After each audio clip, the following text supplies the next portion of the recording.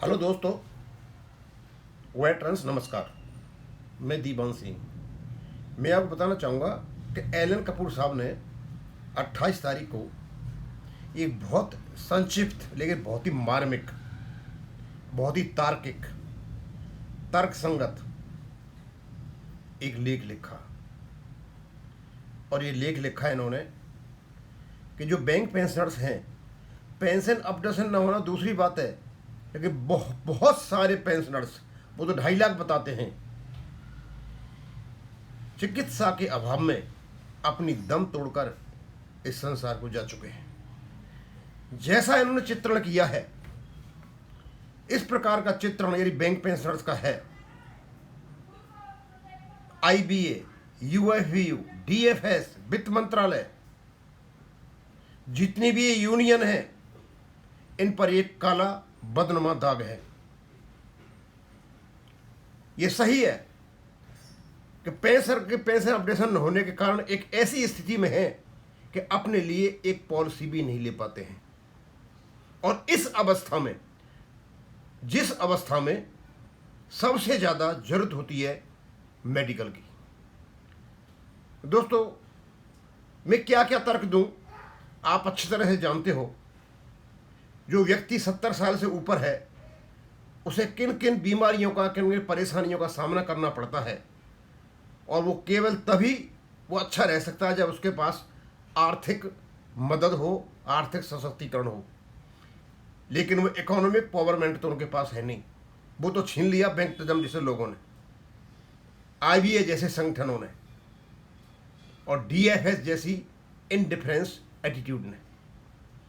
मैं उनका लेख आपको पढ़ के बता देता हूं, और मैं चाहता हूं कि ये लेख सोशल मीडिया पर जाए तो कम से कम जो जागृत लोग हैं, कॉन्शियस लोग हैं, उनको पता चले कि आखिरकार बैंक पेंशनर्स की कैसी हालत कर दी है इस देश में बैंकों ने, आईबीए ने और यूएफबीयू ने।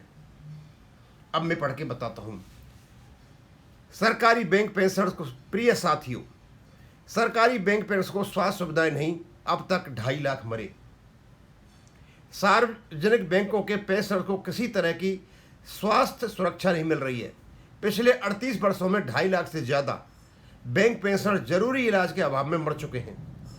आज भी 8 लाख बैंक पेंशनर मुश्किल से 1.2 लाख खुद के पैसे से स्वास्थ्य बीमा कराए हुए हैं।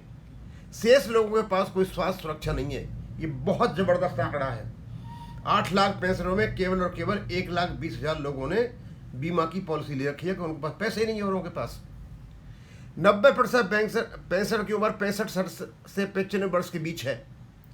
बैंक पेंशनर की पेंशन सेवानिवृत्ति के समय के मूल वेतन पर जो बनती है वही चलती रहती है।